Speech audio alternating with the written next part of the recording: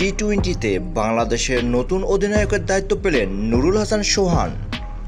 আগামী জিম্বাবুয়ে সফরে বিশ্রাম দেওয়া হয়েছে টি-20 অধিনায়ক মাহমুদুল্লাহ রিয়াদকে। তার জায়গায় অধিনায়কত্ব করবেন নুরুল হাসান সোহান। রিয়াদ ছাড়াও বিশ্রামে থাকবেন মুশফিকুর রহিম। তরুণ ক্রিকেটারদের আসন্ন সিরিজ দিতে সুযোগ দিতে চান বিসিবি। বৃহস্পতিবার 22 জুলাই রাজধানীর একটি 5 তারকা হোটেলে বৈঠক শেষে এমন সিদ্ধান্তের কথা জানান বিসিবির cricket operation chairman Jalal Yunus.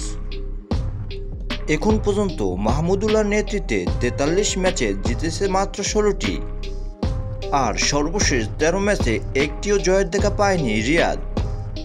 তাই তো জিম্বাবুয়ে সফরে নতুন অধিনায়ক দিয়ে যাচাই করে নিতে চান বাংলাদেশের ক্রিকেট বোর্ড, কারণ সামনেই রয়েছে টি-20 বিশ্বকাপ।